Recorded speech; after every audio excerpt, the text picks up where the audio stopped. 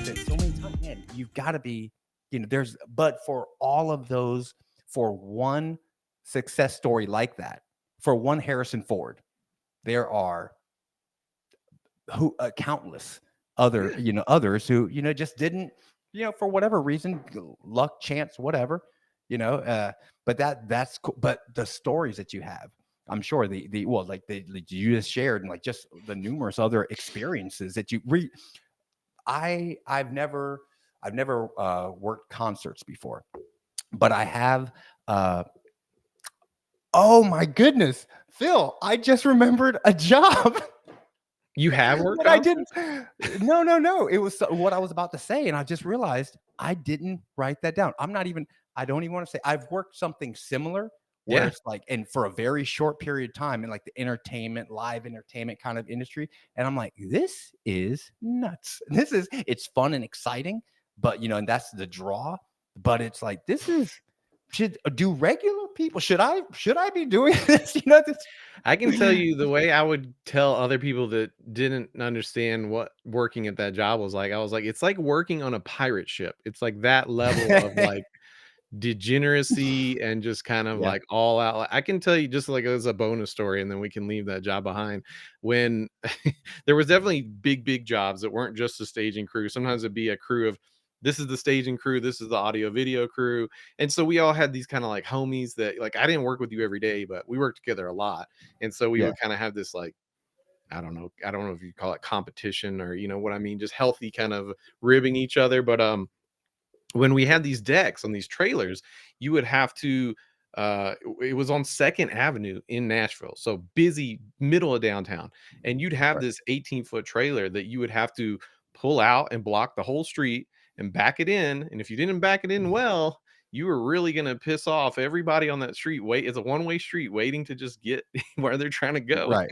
And one time while this is happening, luckily I wasn't the one driving it, but everybody's, kind of stopped because the trailer is blocking all the cars. This guy, Crispy, we would call him. His name was Chris P. Much Right. taller than me, six Chris something. P. I'm 5'8", Crispy. so he's got, another half a foot or something on me. Comes up and does the move that they would call the Hucklebuck, where it's like they put you in a full Nelson, right? So they get your arms up from like this and lift, but he would lift you up in the air and then proceed to mock, like hump you from behind. And so Chris P proceeds to come up, Chris, Hucklebuck me in Chris. front of an entire street of cars that are blocked for That's great. for this truck to get out of their way. And I'm just like, man. That's great. You know what I was thinking? That's hilarious. That is something that I can appreciate. I can appreciate Chris P. I can appreciate. That's such a jerk thing to do, but Yeah. it's done in fun. And like Yeah, that's it was buddies having fun, and it's like you say, currently stressful or currently hilarious, previously stressful. previously Yeah, at the stressful. time it was not funny to me, but like it's very Right. easy to tell you about it. And it So did was he do that? Did he do that while you were like in the middle of with this 18 wheel, I mean this 18-foot I trailer? wasn't, luckily, I mean, if I was, no, I was just hanging out. Maybe I was trying to like be like, guiding the truck or something. I Yeah. wasn't on it or in it. I was just out there where he could just come up and scoop me up real quick. That's great. I'm imagining the people, and they're like, so the people in traffic, and like, oh, this stinking trailer 18. What's going on? I got to get out, get home, or get to work, or whatever.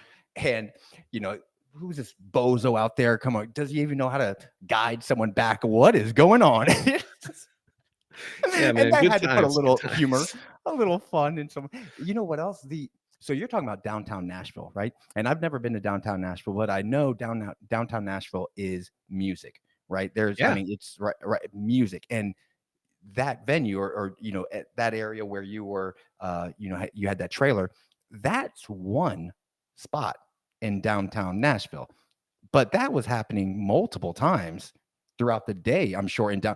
Oh man, to live or work in or around downtown Nashville and trying to get somewhere, and then this trailer, I can imagine, because that's from what I've heard, it's like those small concerts are like nightly. Like you can just go and just Oh, yeah. pop into a bar, and you're like, oh, this is a great concert. This is a great little gig here.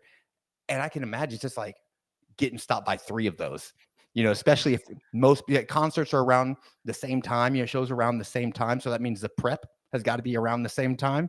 So just getting hit with like 3 trailers just trying to get to work, Luckily, it just to wasn't stop. that bad. I mean, this was kind of a unique experience because, like, having that warehouse where it was in downtown Nashville was short-lived because the real estate, just like in so many cities, like where I'm at in Denver, the real estate market went crazy. That place got knocked down, and it's now like a something like 15-story, condo building. And so most of those things that would be going on like that, now these people, they have their warehouse on the like a suburb or something, and it's totally different now. But back then, I mean, yeah, we were right in the thick of it, and that was because they'd been there for so long. Like the guy that ran this company, his dad started the company, and he had kind of Oh like wow. taken it over, after his dad passed away. So it was a cool time. I won't lie, Yeah. it's fun to be able to tell that story, but I'm also like grateful that that's not what I do Right. on a daily That's, basis anymore. yeah. That you said, you know what? AC. AC sounds really good right about now.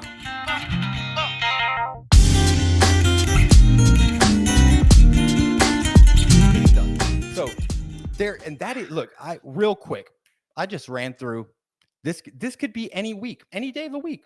Just ran through. Dude, I would take I here I would take the group huge white conversion, not conversion van, like utility van, like the E300s, the big Ford, vans, what do they call it? Transport van, I forget, but like it can Yeah, fit yeah, I know what you 14 mean. people, right? So I would put a bunch of people and we go to the neighborhood. I'm like, okay, you guys take that road, you guys take that street, hit them all. I'll meet you around the other side. You guys get in, go ahead and call me after the presentation. I'll come in and I'll show you, I'll wrap it up, I'll close it for you. I will make you money. Really, every sale that you would make, every sale is $150. So I'm invested. I want you to make this money. I want you to see that this is possible. You can make some money. Uh, so uh, oh, where I was going with that. Either way, it was. Oh, I took him in my van and I said, "Hey, I gotta swing by my house in my neighborhood real quick. I just gotta grab something, and then we'll leave." And Jesse was my one of my top managers for a while. He was like, Aaron, hey Aaron, he's from Missouri. He's I got to get him on as a guest. He's an interesting dude. His stepdad was the president of the Hells Angels in Missouri, Oh, wow. and Missouri was the meth capital of the United States, and it was run by his dad. I mean, Whoa. his stepdad. It was crazy hearing his stories. So he goes, "Hey, Aaron, have you ever went ahead and knocked your neighborhood? Like and I said, no. He goes, "Oh, Aaron, guess what? I'm gonna make a sale in your neighborhood," which is like, like in your face. And I said, "Go for it." This girl, it's her first day. She's like maybe 19 years old. And she's with someone else. Yeah, she's with someone else. She goes, and not one of my neighbors. She opened they opened the door with a shotgun pointed at her. With it. And I Oh was my like, god. and so I come out of my house. I come out of my house like, let's go. And everyone's walking up like, and I'm like, what are y'all? I thought you were gonna knock my neighbor. And this girl's just sobbing. And I'm like, what is going on? We had to call the cops out. We had to, oh my God, we had to call the cops out. And then and he had a mental handicap. And I mean, it was Oh, wow. wild what was going what we've had the cops called on us. We had the cops calling us so many times because it was like, someone's in my neighborhood going door to door. I'm just the cops have to respond, and we're Right, like, right. no, this of course, like, look, we get it. You're about safety. We're about safety. That how many people do you say that you need an You're like, alarm? "I'm about to We're turn just this into a sale." Officer, always, can I always trying to. Oh, that was another thing. I don't need the security arm. We have a police officer who works in the neighborhood, who lives in the neighborhood. He's just down the street. Oh, you have a cop that lives in the neighborhood. Great. Well, you know that the cop shift is 12 hours on, 12 hours off, right? He's like, oh yeah. Well, I mean, do you think the bad guys are going to knock the door down when they see a cop car there? Because half the day that cop car is not there, and even if the cop car is there, he just worked for 12 hours, or Yeah, she he's just worked for asleep. exactly.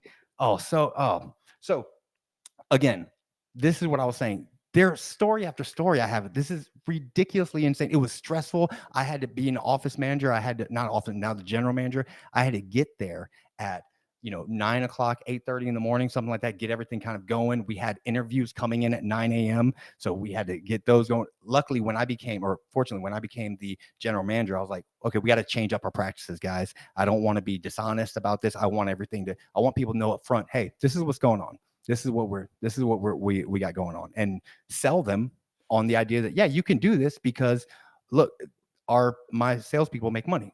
If you want, you can do this. And when I started doing that, when I took over, things shot up. I'm like this with like the owner, his older brother, David's younger brother, I'm sorry, is the main owner of the whole company. There's different offices.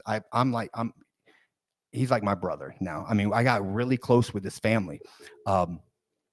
So I'll leave. And again, stories for days. Yeah, we got to revisit. This will be another episode for sure. There's no way. I wanted Curtis, his brother, to be on the show to talk, because he's been doing it he did Kirby. He's been doing he lives in the same neighborhood that he sold the whole operations to ADT. ADT was like, they don't have a door knocking. They were like, you guys, he bought the whole thing.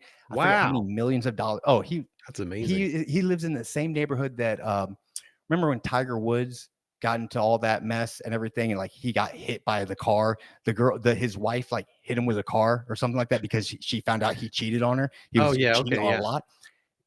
That's a neighborhood in Orlando called Windermere in Kissimmee. Okay. Like that's where. So he's doing Tiger Woods. He's doing that level. He has Tiger Woods level. There used to be a Netflix documentary, it might still be on. It's called The Palace of Versailles, and it was about the most successful timeshare owner, like the most successful, and he was building the largest house in like residential house in the world, like the largest residential in a neighborhood, and it was about a block away from where Curtis lived. I mean, that's the level where, beautiful, great guy, love him to death.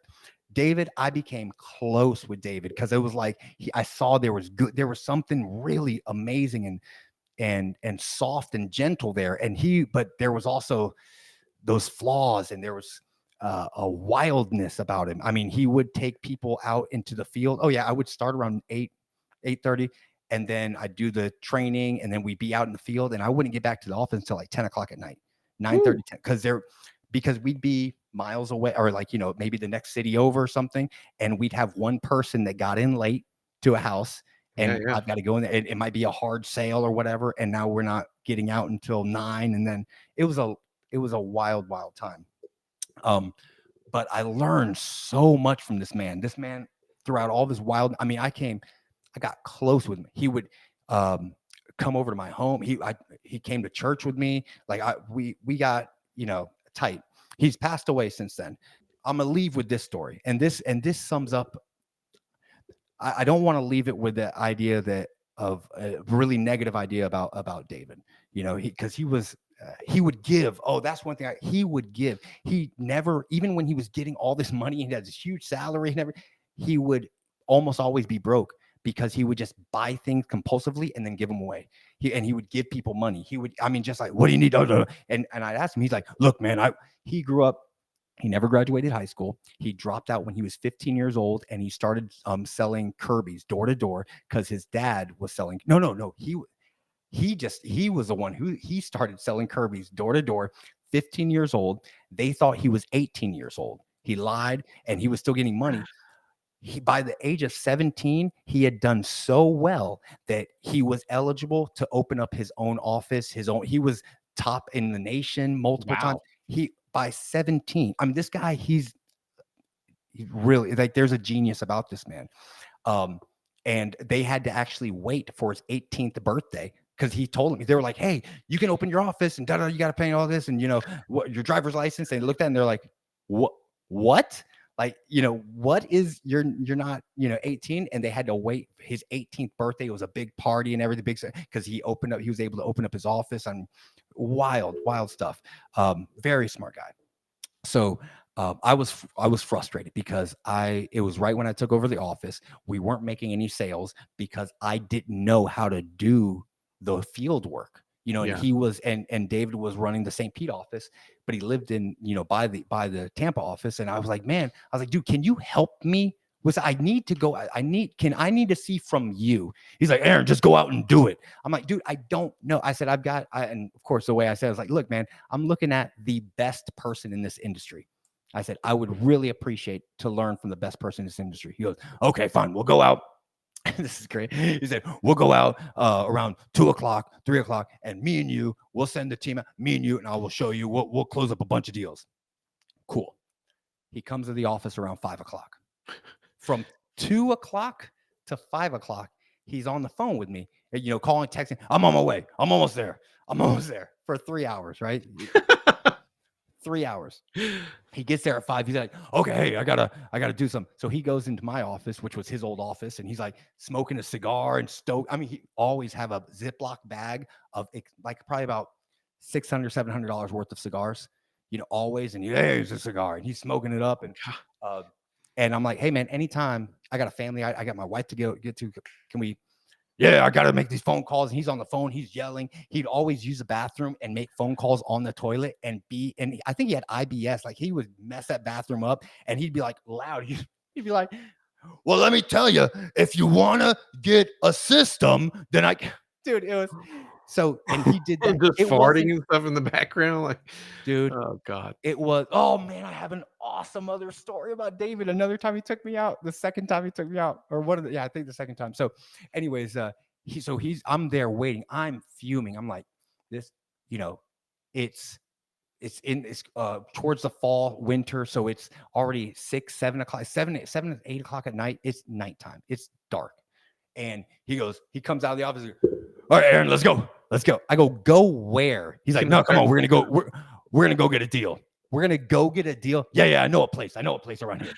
So we go back around. There's a spot near Brandon, the area called Plant City. Plant City is the strawberry capital of the world, right? So a lot of farms, a lot of migrant workers. He's like, I remember driving. I saw a trailer park around here that we're going to go in there. And I was like, a trailer park? He goes, hey, people in trailers, they definitely need security. And, we just got to get them taken care of. So we go to this trailer park. But while we're driving around, we get to like this area and he sees like, there's like a field and like a fence. And he sees like a house over, like, I don't even know how to get to it. And he sees lights on and he goes, that's a sale. That's a sale. What? Okay. I'm like, whatever, let's just go. So we go to this trailer park.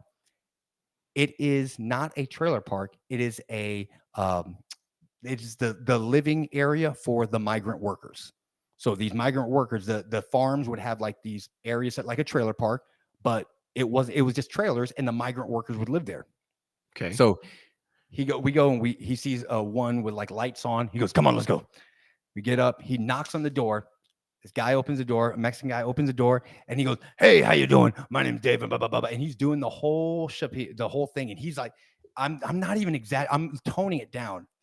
Hey, how you doing? And he's always talking like this. Hey, my name's David. We're over here at ADT. This is my trainee, Aaron, and da, da, da. And he's very, expressive. And he goes, hey, let me go ahead and take a look back. And he realizes that there's a language barrier. He goes, I see you have a sliding glass door. It's a single wide trailer. There's no sliding back door. He goes, let me go ahead and take a look at that. He starts wiping his feet. The guy turns to the side, lets him in. David starts going in the field. Yeah, we're going to da, da, da, da.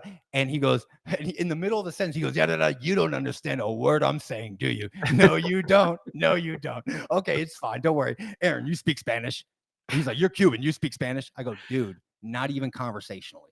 Not even to get by, Barry. And he goes, nah, that's fine. So he goes, mira, so tú quieres seguridad, so yo tengo seguridad para ti. And I'm like, and it's actually kind of impressive. Like he knows enough to make that sale.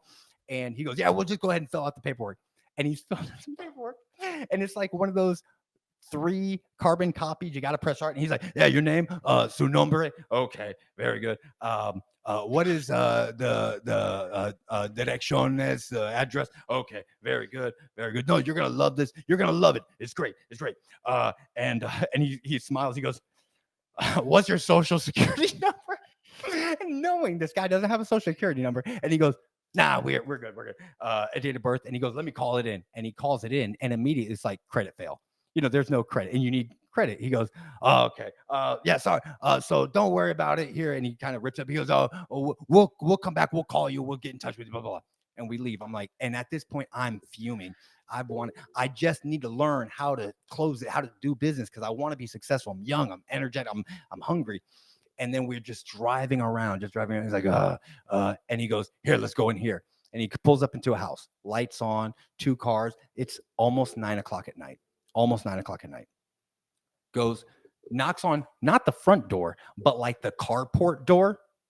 That's like bold, right? Like, who knocks on the carport door? Yeah. Who does that? Only friends and family, you know? He knocks on the carport door. This little old lady comes to the door. It's like, hello. I mean, like 80s, right? Hello. Hey, how you doing, ma'am? And he still rough, but softer. Hey, how you doing, man? My name's David. We're 80. Da, da, da, da. Hey, let me go ahead and say, and we're in. And I'm like, okay, what are we doing here? And he starts, and we're at the dinner table, and he starts going into the whole explanation. He's like, yeah, da, da, da. And she's like, oh, well, okay. He's like, okay, let's go ahead and get this. And he starts filling out the paperwork. And then I noticed something. He'd be talking about the whole, well, what if this happened? And he's to explain the features and benefits. And he's very expressive. And as he's talking, he's like, and you wouldn't want that. And his hand gets closer every now and then almost to right about to touch her. And he pulls it back and da-da-da. And then he ends up talking da-da-da, and he ends up touching her arm, touching her head, touching her arm. And then like 20 minutes in, he's like rubbing her arm. He's like, yeah, yeah. And they're chums. I'm like, what? It is mind-boggling to me. Like, what is this? Shouldn't be happening. It's like 9:30 at night. We're inside this stranger's home. This little old lady what is going on? And then her son comes home. Her son lived on the property. Her son, or like on the property, there's another house in the back. Her son comes in. He's like, hey, I saw a big van out front, and my mom's lights on. What's going on? Oh man, dude, I'm so glad that you're here. We were just getting your mom protected, and I know she's been talking about you. I know you want her protected. You want her to be safe. And he starts doing the whole thing, the whole spiel again, because he doesn't want this thing to cancel. That's his fear. You walk out that door, and then they call up and cancel, right? And he's doing the whole thing. And he does it again. He goes to touch him. No, pull back, touch him. And the next thing you know, he's touching his arm. He's like, hey. He writes his house. He writes her house. He closed the sale on both of them. At the end, they're all, and I'm sitting there. This was an hour and a half long situation. And I'm sitting there like going from annoyed, pissed off to like intrigued and confused, and then in awe. I'm like, what? I can't believe he's crushing this. He leaves. They thank him. They hug him. He hugs them. He's like, I wish you the best. God bless you. And genuinely. And I'm like, this is insanity. This guy just showed up at these people's home, complete stranger, in a big white van with tinted windows, and sold 2 systems right then and there. And amazing. And then he goes, you know what? Now there's, I got to use the bathroom. You mind if I use the bathroom? He would always do this. He would always go, I'm going to use the bathroom. And he'd be in there for like 10, 15 minutes in the bathroom on the phone, or maybe in a stranger's home. And he's like, Aaron, go ahead and fill out the paperwork. And I'm like, filling out the paperwork. He comes back, hey, thank you guys so much. Hugs, bye, gone. And we're driving back. I'm quiet. Back to the office, which is only a 10-minute ride. We're right around the corner. And I was quiet. And I think he understood why I was quiet, and he was quiet too.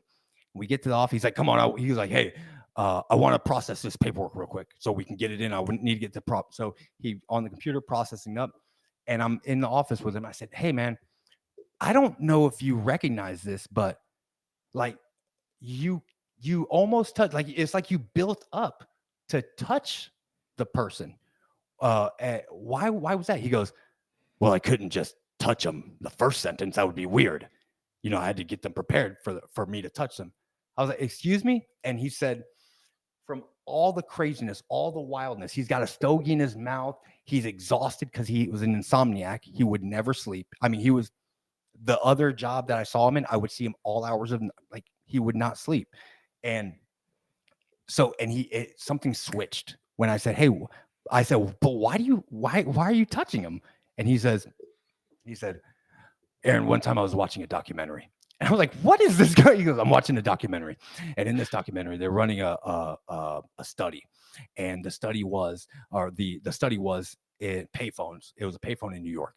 And they had a camera set up on that payphone, and they would put a quarter in the return. And anytime someone put their finger in there and found a quarter and kept the quarter and took the quarter, somebody else would come up and say, hey, I think I left a quarter in there. Did you find a quarter? Like I put a quarter. I think it went in there. And he goes, and every time that happened, every time the person said, nope, didn't find a quarter. But every time but then the other side was, then sometimes they'd go up and say, hey, did you see a quarter? And he would touch him on the arm. The guy would touch the other guy. And every time there was physical human contact, the person would tell the truth. And he said, so I understand. He goes, and what that proved was that human contact invokes trust. So I need to have that human contact, especially if I don't know them, that physical contact, but I can't just go out and touch them right off the bat. And then he looked at me and he goes, and got back on the computer. And he knew specifically, he understood the method to his madness, and he could explain it.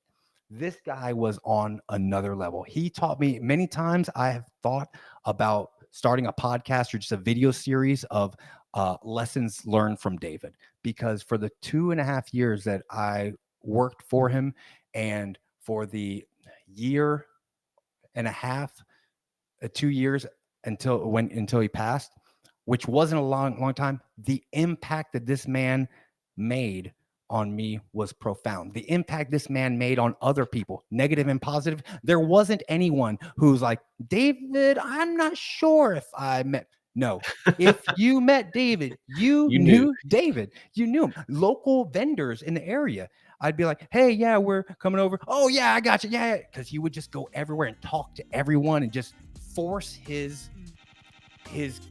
conversation himself on other people and he was relentless to the point where they were like, all right, I guess I'm listening to this guy.